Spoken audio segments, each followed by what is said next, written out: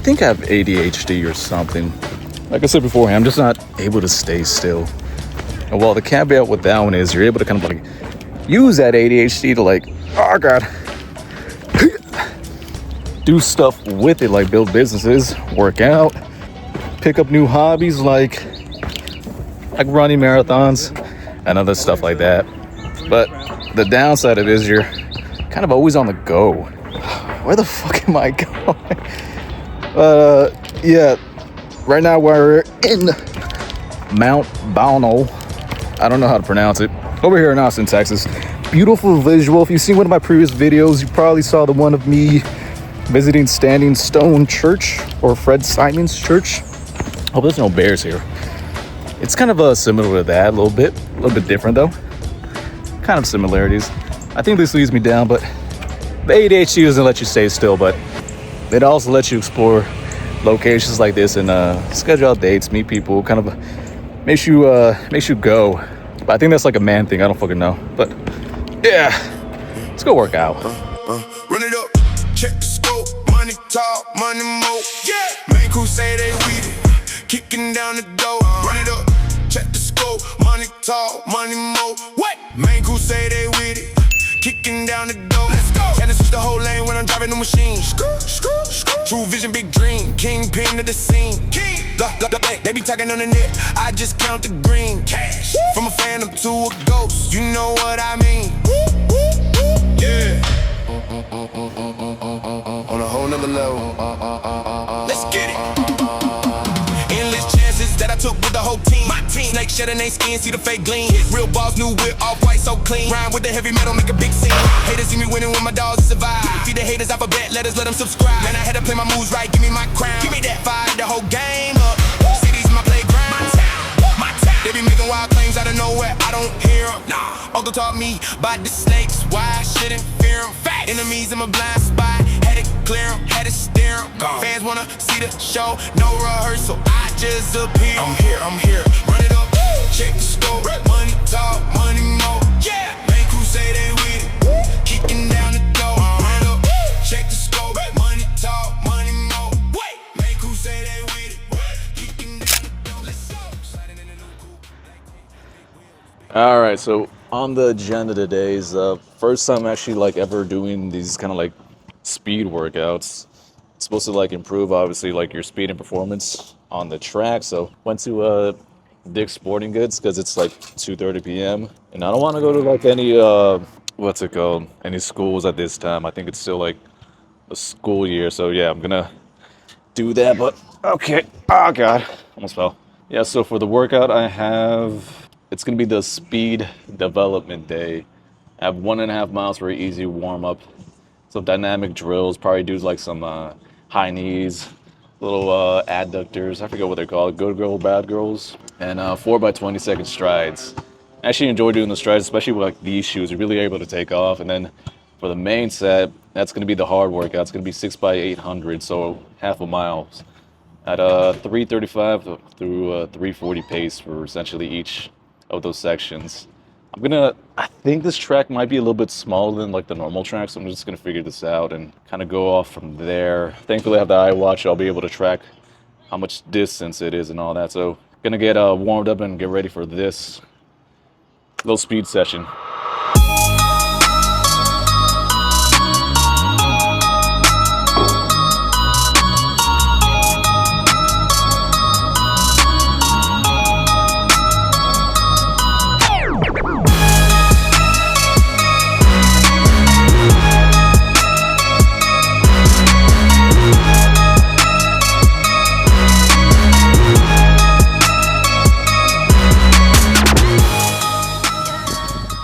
All right, well, 1/3 done with the workout. The hardest thing is keeping track of the laps because, like I previously said, this isn't like a normal track course. It's a little bit small, so each lap around is about 200 meters. The additional one's like 800 meters, so I gotta do like essentially 3.5 times a loop. That way I get the same out of it. But another thing, like figuring out the pace, it's fucking exhausting too. I went super fast in my first one, kind of fucked up with the pace on the second one, but overall Doing pretty good. I'll rest up a little bit, drink some fluids, and get back to it.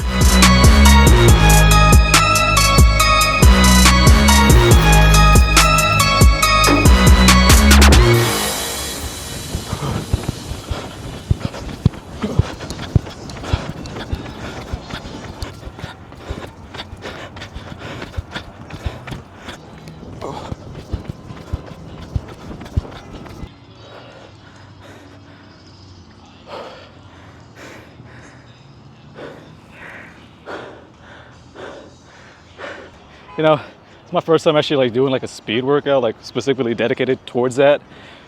God damn, this is fucking tough. I don't know how people do that, but completed everything, even though I kind of like winged the whole entire meters. I got a little bit confused with that, but surprised myself. I'm getting faster, I'm getting quicker, I'm building more endurance. Just brick by brick. This is the first time I'm actually doing this. So more times I do it, the more dedicated at it, the more consistent I'm with it. I'm showing you real time, the more you're gonna improve and the faster you're gonna do it too. So just stick with it. It's pretty simple actually. Just do the thing. Stop thinking, just act.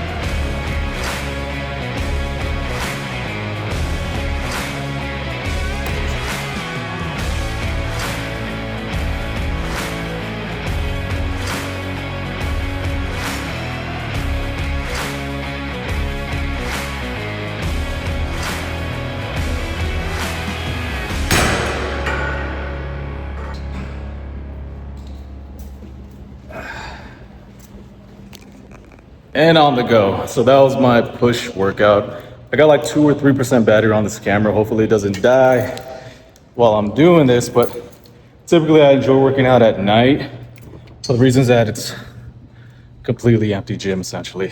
When I'm in one of my like busy stretches of working out and fitness, I typically run afterwards nowadays, but I'm freaking starving. I got out of work at like 2 hours ago, long day, and normally I would run after this, kind of push myself, but it's probably better for me to actually like carb up and focus on recovery rather than just consistently pushing and trying to get the most out of this. So essentially just decided to work out right now. Started off with a flat dumbbell press, moved on to some incline chest press, and did the basic cable flies. Oh shit, almost fell on something. And triceps. Typically when I ever start like a push workout, I kind of do these chest contractions. That way you kind of activate the whole entire pec fibers rather than kind of just going cold in the movement. But yeah, let's go eat real quick. I'm fucking starving, man. Hopefully you can see this and hopefully you can hear this, but it's the following day after my chest workout. obviously I didn't run that day because I was exhausted. Wanted to prioritize recovery, prioritize this, what I'm doing now, to get the most optimal performance out of it. So early on today, I went to work, 9 to 5.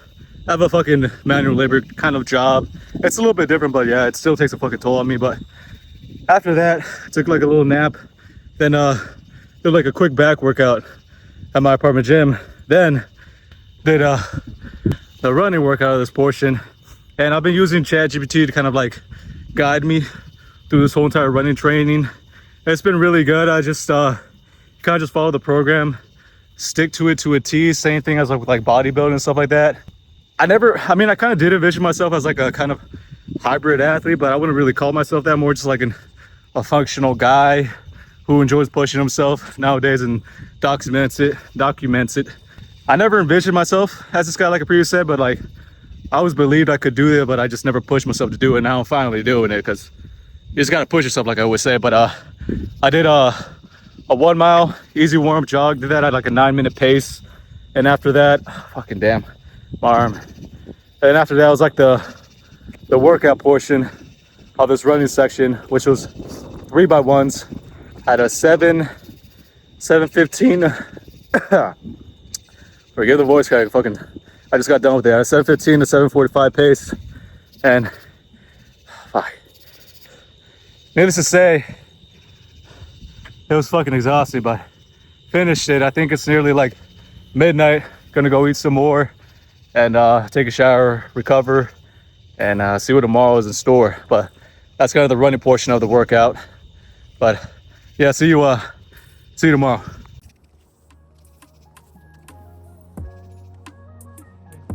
All right, post run, it is 1:10 p.m. For the nutrition aspect, I made the whole entire like bodybuilder basic chicken rice, and actually these are like sweet peppers or something like that. By the way, it's gonna be weird, but like I get like my meats from Target. Don't knock it till you try it. That Target meat hits different, but this is like a chicken fajita kind of shit. And they also have like these beef kind of like tenderloin straight steak strips. I can't pronounce it, but I'm gonna eat that. I used to like track like from like a scale and all that crap, but it's 1/3. I'm fucking tired of shit. So I'm gonna finish that off with a raw nutrition. Actually, I got fuck. Ran over my toe. The fucking raw nutrition isolate protein powder. This is the graham cracker toasted oats. Ow, my freaking toe hurts. But I don't recommend running or working out this late consistently and then like not helping or aiding in your recovery, especially if you're new to this kind of stuff. The only reason I'm doing this is because like I said beforehand, I got out of my work at 5:30, almost 6, and then took a little bit of a nap, ate some food. Then the Spurs game showed up. I'm a giant Spurs fan, live here in San Antonio, been here for like 20 years almost. I actually do a podcast about the NBA. It's called The Eye Test. I'm gonna leave a link to the description down below, along with my buddies Jordan and Brian, and kind of want to just like watch that game a little bit and actually enjoy it. And I worked down like the halftime or a little bit before halftime, so I kind of like put everything back, but then did all that. And yeah, as long as you're able to kind of like structure out your day and you know what you're kind of doing, it's not that bad. But I'm gonna finish this off, maybe finish off another edit for like the last hour and then go to sleep, because I got work again in the morning. And hopefully I can finish this off maybe by tomorrow, because on Wednesday I'm doing some other shit, but we'll see about that. But I'm gonna get back to this. Also, pro tip, after a heavy ass run and crazy intense run, always hydrate afterwards, because you lose a lot of electrolytes, a lot of minerals, a lot of amino acids, and it's always best to hydrate. But let me get back to this shit. Yeah, damn, I ate too much. All right, about to start this voiceover, and should I leave that in? I'll figure it out. All right, start this shit at 3, 2. All right, So I'm gonna be doing a voiceover for this portion of the workout. I haven't done a voiceover in God knows how long, but doing the whole entire leg day after the whole entire running or speed training, I've kind of getting like back into doing like actual leg training, because obviously I've been doing like marathons and stuff of that nature, so that takes a lot of toll on your legs. And if you're doing like predominantly like dominant leg sessions like this, you're not going to be able to incorporate that into like running aspects. So you kind of like have to take a break to a certain extent of like doing these kind of workouts, but like these are like my bread and butter. So right now I'm doing a leg press. I think I'm doing the top set version, and like I always say, I always do a top set, drop set whenever I do kind of like any type of portion of a workout. So obviously I'm using my knee sleeves, and been using knee sleeves since I've started working out. I don't give a damn what anybody says. If your knees are fucked up, use some knee sleeves. If you want to use that extra support, use some fucking knee sleeves. But I'm doing the top set, drop set, and typically what I do is I aim for as many reps as I could possibly with the heaviest amount of weight that I can. And like I said, I haven't done legs in like probably like maybe 1 or 2 months, so I was surprised myself. I was able to do 7 plates on each side, and then right now I'm dropping that off to 6 plates.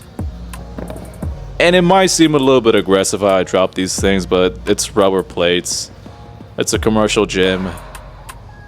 There's nothing wrong about that. Plus, you're pretty cautious about doing that too. So after that, I kind of like move on to 6 plates, do as many reps as I possibly can.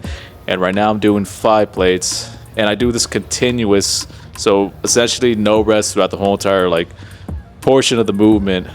And if you have like some other people around you, like I've been able to have people around me that are able to take the weights off and kind of do that aspect, it makes it a little bit harder, but also like see the strain right there, but also like standing up and actually like getting the plates out one by one, it gives you a little bit more time to rest if you're kind of doing one of these types of top set, drop set movements.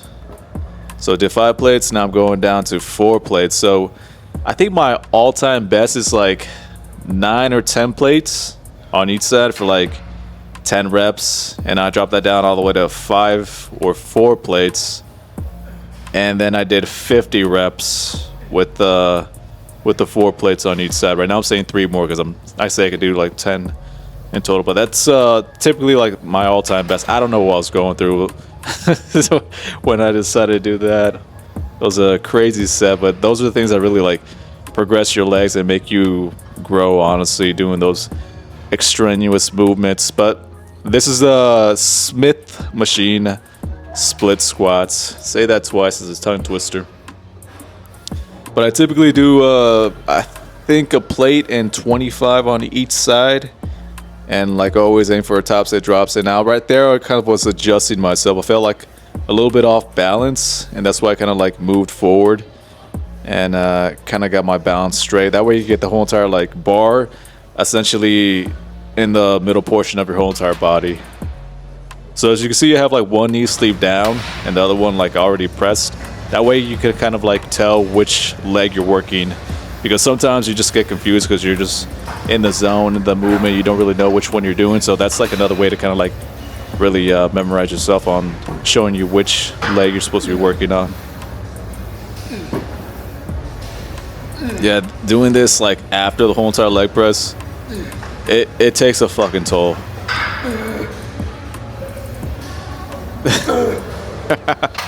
The fucking shake at the end, I love it. But no shame in my game. I work my ass off, literally. Shout out to the Conviction Wear cutoff tee, by the way, too. So I do these glute kickbacks every leg session, and like it helps with the aesthetics, but also like having strong glutes does help with the performance vectors of running or just doing like any kind of like physical athletic movement too. So I highly recommend, if you have like the opportunity to do this movement, do this machine, highly recommend it. But I tell you, man, it takes a toll. But always finish off with calf raises. With these, the most optimal thing to do is go until you physically can and do 4 sets of that, because your calves are able to recover quickly and more of a strenuous toll than any other muscle group. So just do that. But that was my essential leg day. But let's get back to the rest of the video.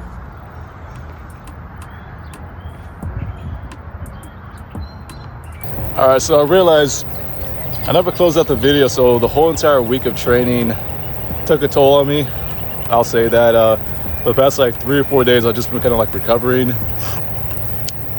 Been somewhat like a couch potato, not somewhat, but like I still own the clothing line, still run and operate that stuff, do the social media stuff. I still worked out, still ran, and I was still doing stuff on top of being the couch potato. But yeah, I'm just gonna go for another run right now, but except I'm not gonna track anything, no metrics, no aiming for any goals, no threshold workouts, nothing like that. Just go for a normal ass run.